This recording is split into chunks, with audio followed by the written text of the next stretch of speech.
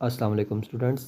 ये class 10th का model paper है जिसमें इंपॉर्टेंट क्वेश्चन दिए गए हैं। मैं आपको उन इम्पोर्टेंट क्वेश्चन को समझाऊंगा और उनका सोल्यूशन भी इसमें दिया गया है, तो हम उसको डिटेल डिस्कस करेंगे इस वीडियो में। तो स्टार्ट करते हैं। पहला क्वेश्चन है आपका, rearrange the lines in the correct order. आपने इन लाइंस को करेक्ट ऑर्डर में रीअरेंज करना है। सच that the program should display the factorial of a number entered by user. इस प्रोग्राम ने आप यूज़र से इनपुट लेना है फैक्टोरियल, और फैक्टोरियल यूज़र से नंबर इनपुट लेना है और उसका फिर फैक्टोरियल रिप्रेजेंट करके देना है। तो लेफ़्ट साइड पर जो आपको दिखाई दे रहा है वो आपको दिया गया है क्वेश्चन। तो इसमें आप आउटपुट को देखें तो ये सबसे पहले आपका जो स्टार्ट होता है प्रोग्राम वो हेडर फाइल से शुरू होता है, तो इसकी हेडर फाइल ही लास्ट में है। तो असल में इस प्रोग्राम को उसने रिवर्स ऑर्डर में लिख दिया, तो आप इसको सिर्फ इसका ऑर्डर चेंज करेंगे, ठीक है, तो ये प्रोग्राम आपका क्या हो जाएगा, ट्रू हो जाएगा। देखें यहाँ उसने आपको हेडर फाइल्स ब्रैकेट के अंदर लगा के दिए हैं, तो आपको पता है हेडर फाइल्स ब्रैकेट्स के अंदर नहीं आती, तो hash include stdio.h right side पर आप देखें तो सबसे पहले हेडर फाइल्स आई हुई हैं जो यहाँ इसने एंड पर लगाई हैं। फिर उसके बाद वॉइड मेन वॉइड फंक्शन लगाया है जो इसने at the in the mid लगाया है, ठीक है। तो आपका सेकंड फंक्शन मेन फंक्शन होता है जो वॉइड मेन वॉइड है। फिर उसके बाद ब्रेसेस स्टार्ट की गई हैं, और ब्रेसेस स्टार्ट करने के बाद सबसे पहला काम आपका क्या होता है कि आपने डाटा टाइप लेना है। तो इंटीजर डाटा टाइप ली गई है जिसमें आपने वेरिएबल लिए हैं। एन एक वेरिएबल है, एक आई वेरिएबल है, और फैक्टोरियल एफ़ से रिप्रेजेंट किया है, तो एफ़ एक वेरिएबल है और जिसको इसने इनिशियलाइज भी यहीं कर दिया है जिसकी वैल्यू क्या है, 1 है। फिर उसके बाद पहला मैसेज आपने डिस्प्ले किया है, print F inter a number. User से आपने नंबर की डिमांड की है, ठीक है। और फिर उसके बाद इसी के नीचे आपने स्कैन एफ का फंक्शन लगाना है जिसमें आप जो नंबर यूज़र इंटर करेगा उसको स्टोर करना है। तो उसके लिए %d और %n में वो नंबर क्या हो जाएगा, सेव हो जाएगा। फिर उसके बाद आपने फॉर लूप लगाया, और फॉर लूप इनिशियलाइज होगा 1 से। आई की वैल्यू पहली दफ़ा 1 है, फिर less than equal to n। ये तब तक चलता रहेगा जब तक आई की वैल्यू n से कम होगी, और n की वैल्यू क्या है जो आपने यूज़र से लेनी है वो। और हर दफ़ा क्या होगा, एक का इंक्रीमेंट, i प्लस प्लस एक का इंक्रीमेंट। फिर उसके बाद आप फार्मूला कोड करेंगे, f equal to F static I, ठीक है। यानी फैक्टोरियल के लिए आप हमेशा हर दफ़ा आई की वैल्यू को f से क्या करेंगे, प्रोडक्ट लेंगे उसका, तो आपके पास फैक्टोरियल आ जाएगा जब तक ये लूप चलता रहेगा, ठीक है। प्रिंट एफ, और एट द एंड आप प्रिंट एफ से प्रिंट करेंगे फैक्टोरियल को %d, और f में वो क्या ले लेगा, आउटपुट रिप्रेजेंट कर देगा। चलते हैं नेक्स्ट क्वेश्चन की तरफ। क्वेश्चन नंबर 2 कहता है, convert the above for loop to a while loop such that the output remain same. अब यही क्वेश्चन जो जिसका सोल्यूशन राइट साइड पे आपको दिया गया है, इसको फोर लूप से सोल्व किया गया है। आपने वाइल लूप से इसको सोल्व करना है, ठीक है। तो वाइल लूप की कंडीशन आपको पता है कि यहाँ आपकी जो टेस्ट कंडीशन है, फोर लूप में तो इनिशियलाइजेशन और टेस्ट कंडीशन और इंक्रीमेंट डिक्रीमेंट एक ही जगह पर आता है, लेकिन जब आप वाइल लूप में उसको कन्वर्ट करते हैं तो फिर आपकी जो टेस्ट कंडीशन है और जो आपकी इनिशियलाइजेशन है वो स्टार्ट में आती है। सबसे पहले आप इनिशियलाइजेशन लेते हैं और फिर टेस्ट कंडीशन देंगे, बाकी तमाम प्रोसीजर इसका वही रहेगा। तो देखते हैं इसका रिज़ल्ट। देखिए इसने hash include stdio.h header file ली है, फिर उसके बाद मेन फंक्शन सेम उसी तरह से लिया है, फिर उसके बाद ब्रेसेस स्टार्ट की गई हैं, और फिर उसी तरह से पिछले प्रोग्राम की तरह आपने n डाटा टाइप लिया है, वेरिएबल लिए हैं n, यहाँ i को भी इनिशियलाइज़ कर दिया और f को भी इनिशियलाइज़ कर दिया गया। फिर उसके बाद प्रिंट एफ आपने लिया है जिसमें आपने यूज़र से कहा है कि इंटर अ नंबर, वो नंबर टाइप करें, फिर उसको स्कैन एफ की मदद से इनपुट के ज़रिए आपने उसको सेव किया है %d और %n के अंदर उस वैल्यू को सेव कर लिया गया। फिर उसके बाद देखें वाइल लूप। अब वाइल लूप में टेस्ट कंडीशन पहले होती है, तो देखें i less than equal to n, यानी i जब तक n से कम रहेगा तो ये लूप चलता रहेगा। फिर उसके बाद आपने वही formula f equal to F static i लिया है, ठीक है। और उसके बाद इसके बाद टेस्ट कंडीशन के बाद फार्मूले के बाद आपने इंक्रीमेंट लगाया है i प्लस प्लस, और फिर लूप की ब्रेसेस आपने क्लोज़ की हैं, और एट द एंड आपके पास फैक्टोरियल आ जाएगा। जब लूप कंप्लीट हो जाएगा तो फिर उसको आप आउटपुट ले लेंगे प्रिंट एफ की मदद से, फैक्टोरियल इक्वल टू %d, और f में उसकी वैल्यू क्या हो जाएगी, रिप्रेजेंट होगी, और फिर ब्रेसेस क्लोज करेंगे तो आपका प्रोग्राम क्या हो जाएगा, क्लोज हो जाएगा। फिर क्वेश्चन नंबर 3 है जिसमें वो आपको कहता है, write down the output of the above program segment when n equal to 5। अब आपने यही अबव जो क्वेश्चन था, क्वेश्चन नंबर 1 और क्वेश्चन नंबर 2, उसी को आपने सोल्व करना है, लेकिन अब जो यूज़र आपको इनपुट देगा, ठीक है, वो आपने उससे क्या लेनी है, 5 लेनी है। ठीक है, तो इसको सॉल्व करते हैं।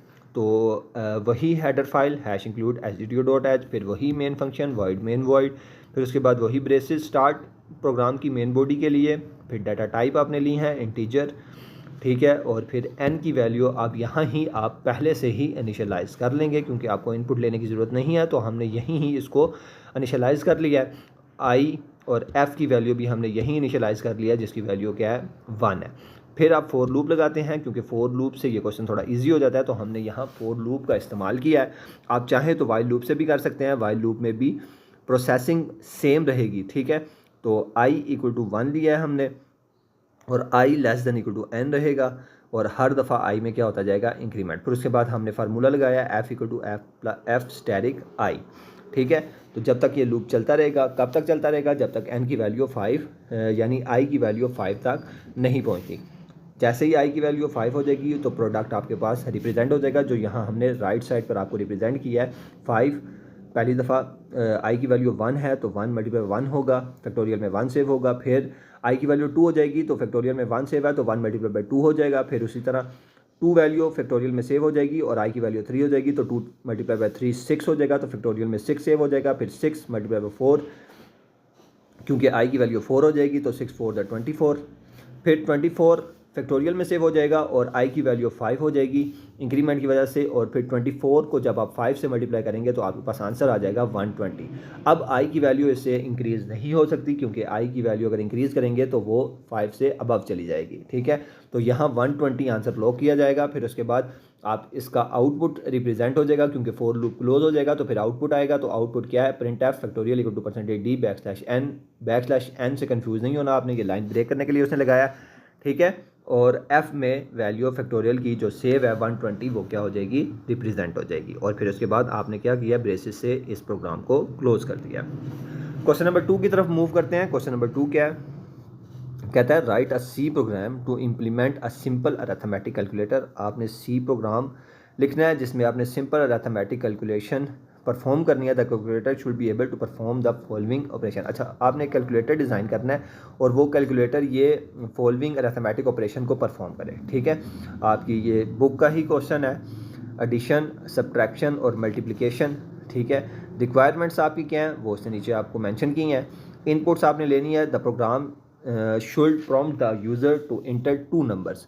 ठीक है, और दोनों नंबर उसने आपको क्या है कि आप फ्लोटिंग पॉइंट नंबर्स में यूज़र क्या करेगा, इनपुट लेगा। फिर उसके बाद the program should then ask the user to select an operation. फिर आप यूज़र से ही डिमांड करेंगे कि उसने कौन से ऑपरेशन परफॉर्म करने हैं, जैसे कि एडिशन है, सब्ट्रैक्शन है या मल्टीप्लिकेशन है, इन तीनों में से कोई एक वो चूज़ करेगा। फिर प्रोसेसिंग की तरफ आप मूव करेंगे तो प्रोसेसिंग में based on the user choice के मुताबिक the program should prompt the select arithmetic operation on the 2 input numbers. फिर जो आपका प्रोग्राम है वो अरिथमेटिक ऑपरेशन परफॉर्म करेगा जो यूज़र ने सिलेक्ट किया, और एट द एंड पॉइंट 3 पर the program should display the result of the operation. तो आपको एट द एंड जो आपका रिज़ल्ट होगा उस अरिथमेटिक ऑपरेशन का वो रिप्रेजेंट हो जाएगा। ठीक है, रिक्वायरमेंट आउटपुट आपको दे दी गई है जिससे आपको और ज़्यादा ये प्रोग्राम समझने में भी आसानी होगी और प्रोग्राम आसानी से समझ आएगा। ठीक है, पहला अब देखें, इंटर फर्स्ट नंबर। आपने पहला जो आउटपुट देना है उसमें आप लिखेंगे, मेंशन करेंगे इंटर द फर्स्ट नंबर, और एट द एंड देखें यहाँ कॉलन भी मौजूद हैं तो आप कॉलन लाजमी डबल कोट्स के अंदर लिखेंगे। फिर उसके बाद यूज़र टाइप करेगा नंबर, और आपने डाटा टाइप फ्लोट रखनी है क्योंकि आपको क्वेश्चन में उसने ऊपर मेंशन किया है। यहाँ आप चेक करें तो क्वेश्चन में उसने आपको मेंशन किया है कि यूज़र जो इनपुट है वो फ्लोटिंग पॉइंट मिलेगा। ठीक है, तो आपने floating point data type use करनी है। फिर इंटर सेकंड नंबर, फिर सेकंड नंबर लेंगे, इसी तरह कोलन एंड पर लाजमी आपने मेंशन करना है। फिर उसके बाद 2.0 इनपुट लेना है। फिर सेलेक्ट द ऑपरेशन, आप जो भी यूज़र ऑपरेशन परफॉर्म करेगा तो यहाँ उसने आपको मेंशन कर दिया कि यूज़र ने स्टैटिक ही चूज़ करना है। और एट द एंड फिर आप रिज़ल्ट मेंशन करेंगे, रिज़ल्ट लिखकर जिसको 21.0 आपके पास रिज़ल्ट है तो रिज़ल्ट भी आपका क्या है, वो फ्लोटिंग पॉइंट है। तो यहाँ कन्फ्यूजन हमारी ख़त्म हो जाएगी, हमें फ्लोटिंग पॉइंट ही सिर्फ एक डाटा टाइप लेना है जो आपका रिज़ल्ट भी शो आउटपुट कर देगा। ठीक है, स्टार्ट करते हैं अपने सोल्यूशन को। तो सबसे पहले वही पुराना काम, आप हेडर फाइल्स लगाएंगे, हैश इंक्लूड stdio.h, इसमें कोई भी गैप नहीं होता, आप स्पेस कोई भी नहीं रखेंगे। ठीक है, फिर उसके बाद इंट डाटा टाइप आपने ली। अच्छा, इसमें अब आपका मेन फंक्शन ही मिसिंग है, ठीक है, तो मेन फंक्शन आप लाजमी लेंगे।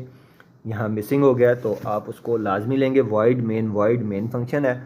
फिर उसके बाद आप ब्रेसेस को स्टार्ट करेंगे, ठीक है। अच्छा, इंट मेन भी आप मेन फंक्शन के तौर पर यूज़ कर सकते हैं, ठीक है। तो यहाँ इंट मेन लिया गया तो इससे आपने कंफ्यूज नहीं होना। वैसे आपकी बुक्स में जो यूज़ किया गया है वो वॉइड मेन वॉइड है, लेकिन आप इंट मेन, आप बड़ी क्लासेस में जाएंगे तो उसमें पढ़ेंगे इंट मेन का यूज़ भी आप कर सकते हैं मुख्तलिफ वर्जन ऑफ सॉफ्टवेयर में, ठीक है। उसके बाद आपने ब्रेसेस को स्टार्ट किया है बॉडी के लिए, तो फ्लोट डाटा टाइप लिया है, नंबर 1 वेरिएबल पहला लिया है, फिर नंबर 2 वेरिएबल 2 और रिज़ल्ट जो आपका आउटपुट रिज़ल्ट शो करेगा, 3 वेरिएबल आपने इसमें लिए हैं। फिर करैक्टर टाइप लिया है, डाटा टाइप जो आपके ऑपरेशन को रिप्रेजेंट करेगा, ओपी से इसने वेरिएबल का नाम रखा है। पहला आउटपुट यूज़र के मुताबिक जो आपको आउटपुट इसने दिया है, print F double quotation mark से आप स्टार्ट करेंगे, इंटर फर्स्ट नंबर, फिर कोलन और फिर कोटेशन मार्क को क्लोज करेंगे, ब्रैकेट क्लोज करेंगे और सेमी कोलन से टर्मिनेट करेंगे। फिर उसके बाद स्कैन एफ, उसी नंबर को आप सेव करेंगे, इनपुट लेंगे, ठीक है, और ब्रैकेट स्टार्ट किया है स्मॉल और फिर उसके बाद कोटेशन मार्क, फिर परसेंटेज एफ फ्लोटिंग पॉइंट को रिप्रेजेंट करता है, फिर कोटेशन मार्क क्लोज किया है, फिर कोमा और फिर % के साथ नाम 1 को नंबर 1 में वो वैल्यू क्या हो गई है, सेव हो गई है। फिर print F inter second number, same उसी मेथड से सेकंड नंबर आप लेंगे, फिर उसी मेथड से उसको सेव करेंगे स्कैन एफ फंक्शन में और वेरिएबल आपका यहाँ तब्दील हो जाएगा नाम 2।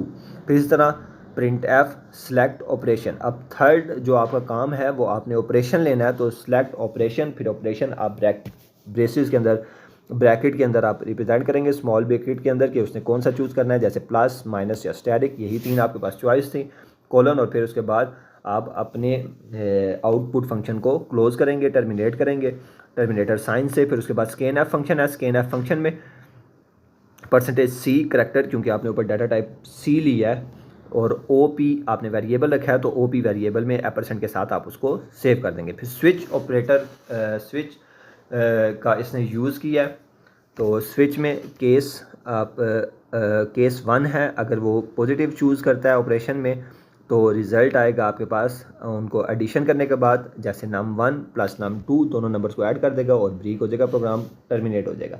फिर उसके बाद केस 2 में अगर वो माइनस लेता है, ठीक है, तो आपके दोनों नंबर क्या हो जाएंगे, सब्ट्रैक्ट होंगे, ठीक है। जैसे रिज़ल्ट इक्वल टू नम 1 में से माइनस नम 2 किया, उसको टर्मिनेट किया और फिर उसके बाद ब्रेक लगाई है। फिर उसके बाद केस थर्ड, अगर आपका केस थर्ड स्टैटिक है, अगर स्टैटिक चूज़ किया गया तो फिर रिज़ल्ट में आपका सेव हो जाएगा नम 1 और स्टैटिक नम 2 दोनों का प्रोडक्ट रिज़ल्ट में सेव हो जाएगा और प्रोग्राम ब्रेक हो जाएगा। फिर उसके बाद default print F invalid operation, अगर इन तीनों में से कोई भी उसने चूज़ नहीं किया, कोई और नंबर कोई और ऑपरेशन अरिथमेटिक ऑपरेशन परफॉर्म किया, तो आप इनवैलिड ऑपरेशन को रिप्रेजेंट करेंगे और रिटर्न 1 और 1 की तरफ मूव कर जाएंगे, ठीक है।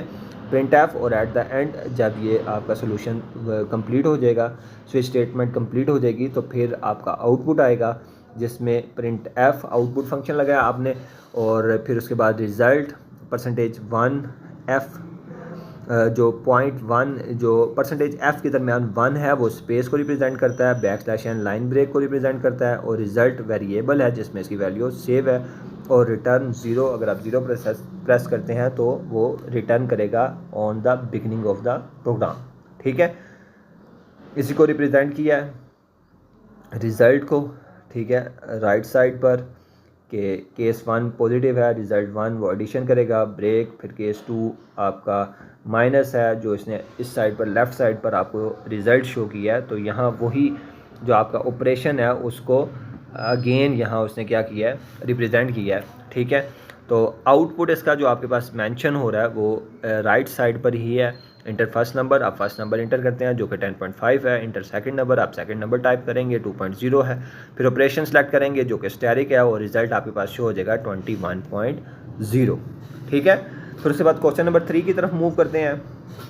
Correct the following HTML code by removing error, आपने इन फॉलोइंग HTML कोड्स को करेक्ट करने हैं, HTML कोड्स के एरर्स को आपने करेक्ट करना है, ठीक है, क्वेश्चन नंबर 3 है आपका।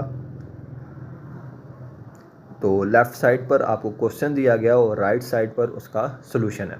ठीक है, तो सबसे पहले इसने HTML डॉक्यूमेंट को स्टार्ट करने के लिए HTML टैग लगाया, फिर उसके बाद हेड स्टार्ट करने के लिए हेड टैग लगाया, फिर उसके बाद उसी के बाद इसने टाइटल टैग लगाया, और टाइटल टैग देखें इसने क्लोज़ किया है हेड टैग से। तो टाइटल टैग हमेशा टाइटल टैग से ही आप क्या करते हैं, क्लोज़ करते हैं। ठीक है, तो ये इसका एरर है। तो राइट साइड पर आप देखें तो \टाइटल टैग से आपने उसको क्लोज़ किया है टाइटल को, और फिर टाइटल राइट साइड पर हमने टाइटल टैग को क्लोज़ किया, और टाइटल टैग के फ़ौरन बाद आप हेड टैग को क्लोज़ करते हैं। तो \हेड कुछ यहाँ राइट साइड पर ऊपर मेंशन है और कुछ नीचे मेंशन है, हेड टैग को क्लोज़ किया है। फिर उसके बाद बॉडी टैग अगेन से स्टार्ट किया जिसमें आपकी बॉडी आएगी। यहाँ इसने ऑर्डर्ड लिस्ट, अच्छा यहाँ भी इसने बॉडी टैग ही लगाया है। ठीक है, तो ये करेक्ट है। फिर उसके बाद H2 साइज़ लिया है हेडिंग के लिए जिसमें स्टूडेंट डाटा रखा है, तो हमने वो सेम रखा है। फिर उसके बाद आपने एक्सक्लेमेशन मार्क के साथ ऑर्डर्ड लिस्ट लगाई है, तो ये टैग भी बिल्कुल ठीक है, इसमें कोई चेंजिंग नहीं है। फिर उसके बाद H3 साइज़ रखा गया हेडिंग का, नेम ऑफ स्टूडेंट, ठीक है, और H3 टैग को क्लोज़ किया गया, और ordered list OL ordered list यहाँ आप लगाएंगे। ठीक है, तो ऑर्डर्ड लिस्ट को आप रिप्रेजेंट कर रहे हैं।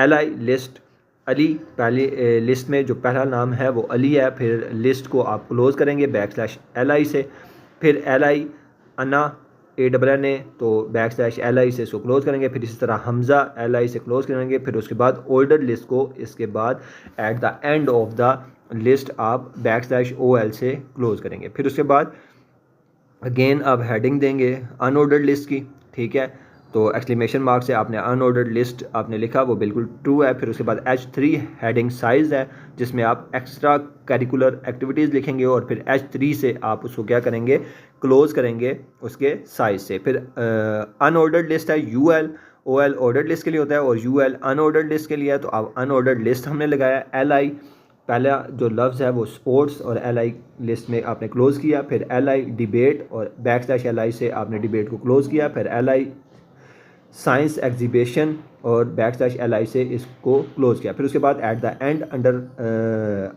अनऑर्डर्ड लिस्ट को \UL से क्लोज़ किया, और एट द एंड बॉडी को क्लोज़ किया, और फिर बॉडी के क्लोज़ होने के बाद आपका HTML जो फर्स्ट टैग था वो लाजमी क्लोज़ होता है, तो आपने HTML टैग को भी यहाँ क्लोज़ कर दिया। ठीक हो गया। फिर नेक्स्ट क्वेश्चन की तरफ मूव करते हैं। Write down the tag to change the background colour of the entire page. अगर आप पूरे पेज का इंटायर कलर चेंज करने चाहते हैं तो उसके लिए आपको बॉडी टैग लगाना, ये टैग लगाना पड़ेगा। ठीक है, जो स्टार्ट हो रहा है body style equal to background, फिर कलर आप चूज़ करेंगे लाइट ब्लू, जो भी कलर आप रखना चाहते हैं यहाँ चूज़ कर सकते हैं, रेड, ग्रीन, येलो, कोई भी। हमने लाइट ब्लू चूज़ किया तो लाइट ब्लू, और फिर उसके बाद उसको क्या करेंगे, क्लोज़ करेंगे। फिर उसके बाद right down the output of the above HTML code after correcting the code. अगर आप इस कोड को करेक्ट कर दिया जो कि राइट साइड पर हमने करेक्ट किया, तो उसका आउटपुट क्या आएगा वो आपको मेंशन किया गया। सबसे पहले नेम ऑफ द स्टूडेंट्स है, फिर उसके बाद अली, आमना, ये ऑर्डर्ड लिस्ट है, 1, 2 और 3 साथ मेंशन हो रहा है। फिर उसके बाद अनऑर्डर्ड लिस्ट थी, तो जिसमें एक्स्ट्रा करिकुलर एक्टिविटीज़, स्पोर्ट्स और डिबेट्स और साइंस एग्जीबिशन था, तो ये अनऑर्डर्ड लिस्ट में मेंशन किया गया है। ठीक है, तो यहाँ हमारा जो सॉल्यूशन है वो कंप्लीट हो गया है। उम्मीद है आपको समझ आई होगी। अगर किसी बच्चे को कोई चीज़ समझ ना आई हो तो वो कमेंट सेक्शन में मेरे से पूछ सकता है। मिलते हैं नेक्स्ट वीडियो में, तब तक के लिए अल्लाह हाफिज़।